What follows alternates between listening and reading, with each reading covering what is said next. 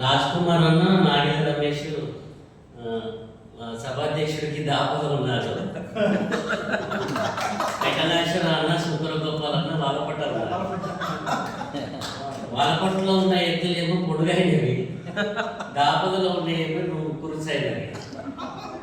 So అప్పుడు నువ్వులు ఎట్లా ఉంటే ఊహించుకుంటుంది. కానీ అయితే లేదు, ఒక ఎత్తు తక్కువ ఉన్నా కూడా ఈ భర్తీని ఫాస్ట్ అలకగా ఈజీగా దాటేసింది.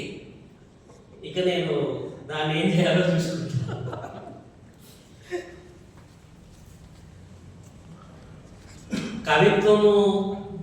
కవిత్వ ప్రక్రియ హృదయ సంబంధమైన భాష. అట్లాగే లేఖ ప్రక్రియ కూడా ఆత్మీయంగా మనకు అతి సన్నిహితంతో ఉన్నటువంటి వాళ్ళకి రాసేటువంటి లేఖ ప్రక్రియ. ఇక మూడవది విమర్శ, ఒక ప్రక్రియ. ఇట్లా సృజనకారుడుగా కొంత సాహిత్యాన్ని, కొంత విమర్శన విధానాన్ని చదువుకున్నవాడిగా, రెండింటి ఎరుకతో, పూర్తి ఎరుక కాదు, కొంత ఎరుకతో ప్రవేశంలోకి వచ్చినటువంటి లేఖలే ఈ ఎంపలి లేఖారూప విమర్శ.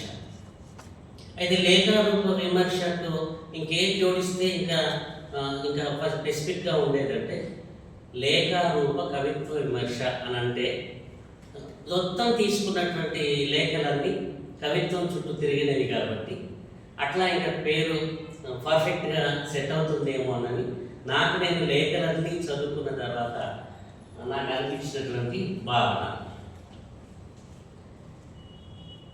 ఈ లేఖలన్నీ రాసినటువంటి వాళ్ళలో నేను చాలా కొత్తగా రాసినటువంటి వ్యక్తులు రాసినటువంటి వాక్యాలను చూసి చాలా ఆశ్చర్యపడ్డాను, చాలా ఆనందపడ్డాను, చాలా అసూయపడ్డాను.